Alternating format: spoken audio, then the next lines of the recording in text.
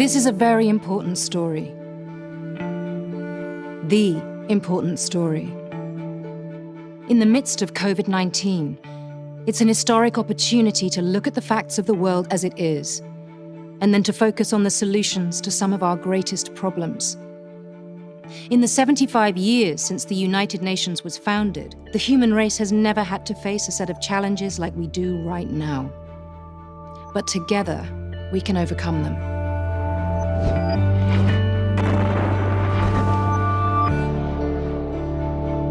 It's a myth that each and every one of us doesn't have the ability to change the world dramatically and quickly. There have been enormous shifts in power and behavior to the benefit of all humanity, and it can happen again.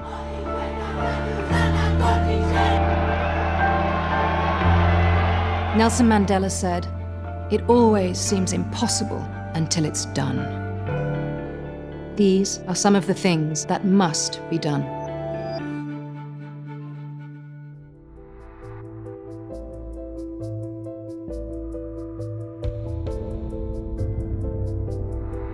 COVID-19 is the first major pandemic in 6 decades. Worse pandemics occurred in 1918, 1957, and 1968, when the population was exponentially smaller, and carbon emissions were not even on anyone's radar. Because pandemics have always occurred, there is no logical basis, not even a flimsy one, to infer that population growth, climate change, or industrialization caused this one. People may or may not agree with Schwab that Zoom meetings are preferable to in-person work, that sitting in the same house every day of the week is preferable to commuting to an office, that local entertainment is better than international travel, that exercise classes are just as good over the computer screen as they are in a studio. But there is one thing most people agree with: being told that germs threaten your existence when they really do not is abusive. Scaring people into their homes, making them fear their own family and friends, preying on their vulnerabilities, shattering their social existences, especially when you knowingly do this in hopes of making it permanent, is just about as bad as human behavior gets. Just as bad, Schwab and company know the lockdowns are taking out certain industries while sparing others. In a nutshell, the powerful survive. Anyone who has both this knowledge and the ability to influence lockdown duration has an unthinkable level of power and an unlimited ability to amass more of it by manipulating pretty much the entire global financial system. All of this is eminently predictable by the people encouraging, supporting, and imposing the restrictive orders. The restaurant sector of activity has been hit by the pandemic lockdown to such a dramatic extent that it may never come back. In France and the UK, several industry voices estimate that up to 75% of independent restaurants might not survive the lockdowns and subsequent social distancing measures. The large chains and fast food giants will. This in turn suggests that big business will get bigger while the smallest shrink or disappear. A large restaurant chain, for example, has a better chance of staying operational as it benefits from more resources and ultimately less competition in the wake of bankruptcies among smaller outfits. Now, when we look at COVID, I think we should distinguish between 3 phases. We have the 3 R's. Restrain, which means to fight the virus, the hot phase. Most countries are in today. Then we have recover, to go back to a kind of new normal. And finally, the reset, which means to define and to design the strategies which should lead us in the after-corona phase. What is the objective? What kind of world do we want to build? What do we know? What did we learn? I think the world which we want to create with the Great Reset has to be much more resilient. It has to be because security, people will demand more security, physical security, health security. It will have to be more inclusive. We had already a big gap before the crisis started. This gap will be tremendously increased. So if we want to avoid some kind of social revolutions, and we have seen the signs of anger on the streets already the last weeks, so we have to address this issue to create a stronger inclusiveness. And finally, more sustainable, because we know now that the next crisis is already waiting for us around the corner, and it is the climate crisis. Knowingly taking out small business, one of the last bastions of free speech and independence, distinguishable from the tightly controlled corporate world, is evil. It is hard to believe that anyone would do it if they could avoid it.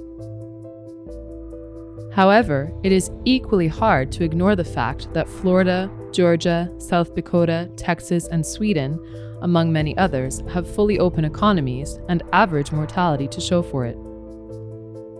Both public health ethics and the Syracuse principles dictate that the least restrictive means must be used when public health is given as a justification for restricting basic human rights, such as the right to earn a living. Yet Schwab and Fauci both ignore Sweden and Florida and claim that COVID-19 lockdown restrictions must continue until 2022, or longer. How on earth do they justify it? They seem to be telling themselves, and may even truly believe, that they are saving the planet, so the ends justify the means. In his book, Schwab poses the rhetorical question, is it okay to lie to the public for some greater good? Well, I would respond, who should we trust to decide what is the greater good? There will never be unified agreement on which system achieves this end. Some will vote Milton Friedman, some Klaus Schwab. Most everyone, however, would agree that tricks like exploiting pandemics should not be used, even by one's own side. Reasonable people may well believe in the merit of Schwab's stakeholder economy, but they undoubtedly expect to be persuaded of its merit, not to have the system foisted on them by ruse. We need a new way of thinking on climate, on inequality, on health. Because the way we're doing things just isn't working well enough. The world is in crisis. And not just because of the last few months, not just because of COVID-19, but because of the last few decades, and because of us. The democratic process exists so ideas can be openly hashed out, debated, and settled by the public. Each person allotted one vote.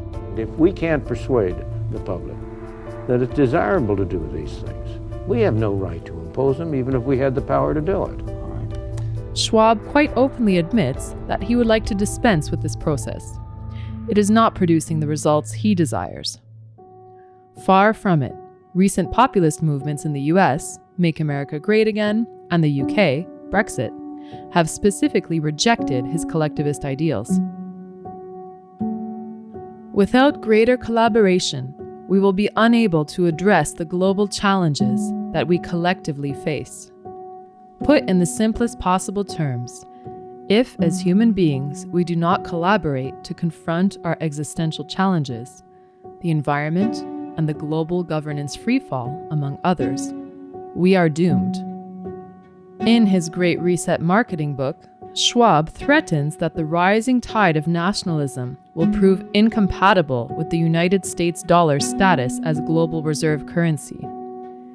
He suggests that an alternative currency will be needed, that a global digital currency is eventually going to arrive, and that China is years ahead of the rest of the world in developing one. Huang Dan just paid with a new type of money at this pharmacy. That's because China's paper cash is going digital. 就是把你的钱包放到了手机里面。 The digital yuan is meant to be faster than using credit or debit cards on digital wallets like Apple Pay. Plus, there are other incentives, like zero transaction fees for merchants, and one day it'll even work offline.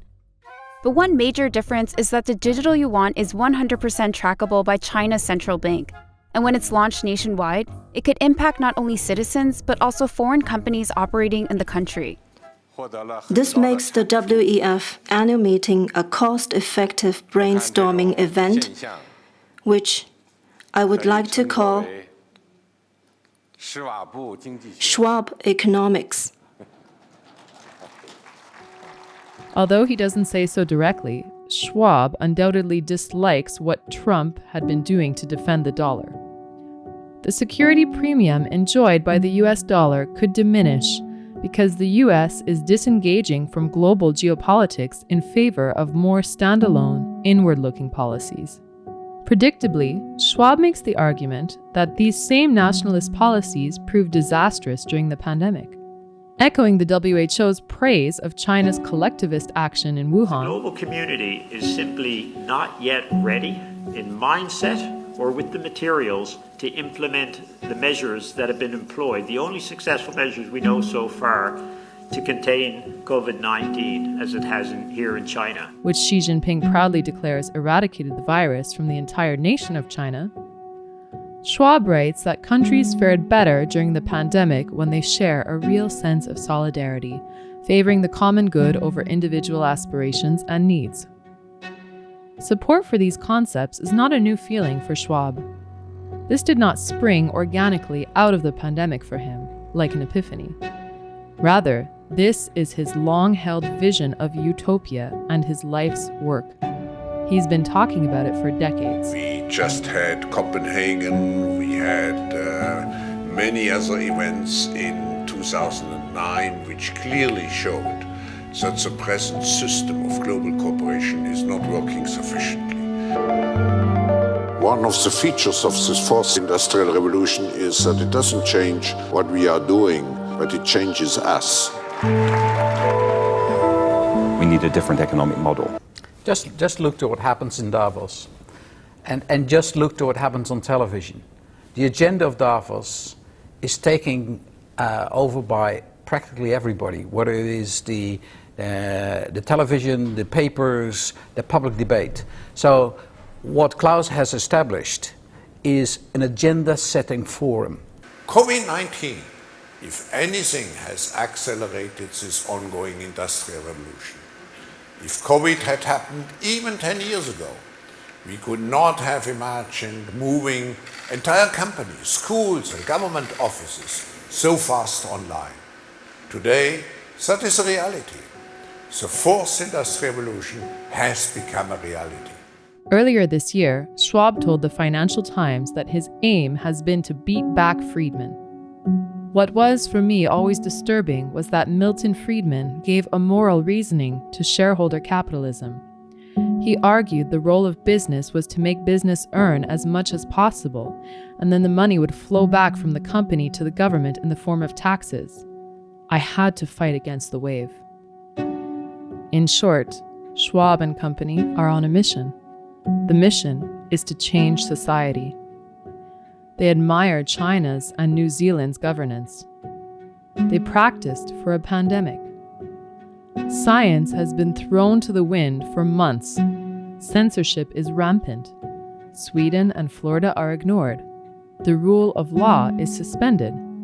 And certain governors seem determined never to release us from their declared state of emergency. These circumstances are favorable to Schwab and his powerful allies, including technology companies, billionaires, the media, China, the UN, and others. They are detrimental to billions of less powerful, less organized people and small businesses. There is a lot we don't know because we aren't being told. Climate change is indeed, for me, the defining issue of our time. For the first time in the history of humankind, there is a limit, a physical limit to our perspectives of development. And this has led humankind to declare a war to nature, and nature is striking back and striking back in a very violent way, as we have seen in different parts of the world. Now, it is absolutely essential to recognize that climate change is an existential threat to us all, and that climate change is running faster than what we are. We are not winning this war, and we absolutely must do it. This is not a time for pessimism. This is a time for optimism. Fear and doubt is not a good thought process, because this is a time for tremendous hope and joy and optimism and action. But to embrace the possibilities of tomorrow, we must reject the perennial prophets of doom and their predictions of the apocalypse. They are the heirs of yesterday's foolish fortune tellers, and I have them, and you have them, and we all have them. And they want to see us do badly, but we don't let that happen. They predicted an overpopulation crisis in the 1960s, mass starvation in the 70s, and an end of oil in the 1990s. These alarmists always demand the same thing: absolute power to dominate, transform, and control every aspect of our lives. We will never let radical socialists destroy our economy, wreck our country, or eradicate our liberty. America will always be the proud, strong, and unyielding bastion of freedom. In America, we understand what the pessimists refuse to see: that a growing and vibrant market economy focused on the future lifts the human spirit and excites creativity, strong enough to overcome any challenge by far. Schwab and his ideologically aligned allies seem to think that they are saving the world. It is not conspiracy theory to read their own books and listen to their own words, which target fundamental liberties and rights that the West has long taken for granted. At some point, it's not unreasonable to observe that this is no longer about public health. It's about a new political vision, one hatched by a private few in order to rule over the many. It is unlikely to be shared by most people, thus setting up what is likely to be an epic battle in the future.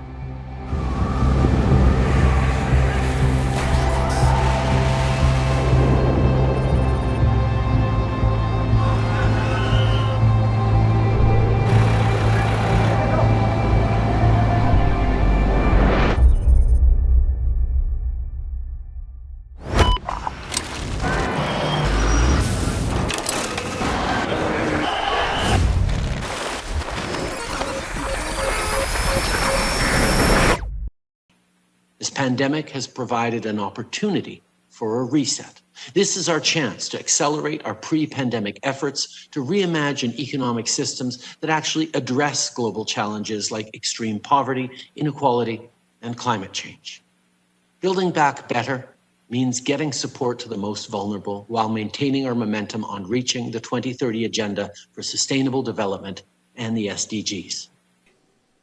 But this moment also gives us a much greater chance to be radical and to do things differently, to build back better. As lockdowns have been enforced to slow the spread of the COVID-19 pandemic, there has been unexpected benefit. In the face of global challenges posed by climate change, air pollution, social and economic inequalities, and the ongoing pandemic, we have a chance to build back better. The WHO Manifesto for a Healthy and Green Recovery to COVID-19 provides a prescription for a better normal. Now is the time to rethink how we organize our societies. In order to meet the challenges of today, we can't just build back the way things were before. We have to build back better. We cannot let this crisis become a lost opportunity. Humanity also faces the threat of climate catastrophe. The recovery plans must be sustainable, climate neutral, and climate resilient. We must recover better. With transforming our economy to make it sustainable. We need to act. together to really build back better and to turn this tremendous challenge into a fabulous opportunity for our country. Canadians have done such a terrific job in fighting the coronavirus so far. I'm really, really proud of our country, and I am absolutely confident that working together, we can get through this, and we can build back a country even better than the one we had before the pandemic hit us. Thank you. Thank you. We'll take one more question in the foyer here. Better. We will build back better from the COVID crisis. Better, stronger, with an answer to the many challenges New Zealand already faced. This is our opportunity. As the Prime Minister has said before, I mean, there is a health crisis, but that doesn't mean that the climate crisis is going away. We still have another crisis. It's called climate change. And also, how do you build back better? Because of the COVID-19 and the need to recover our economies, we are spending trillions of dollars at the present moment. So if we are spending trillions of dollars, let's do it in line with the Sustainable Development Goals. Let's do it in line with the Agenda 2030. Let's rebuild our economies better. So the Vice President took the approach of saying, we're not just going to try to plaster over the cracks and put some props in where it's falling apart. His approach was to say, we're going to build it back better. What have we learned? How do we improve? And how do we build back better? Some would say to build back better. We would say to really have a great reset. Thank you, Klaus, and thank you to the World Economic Forum.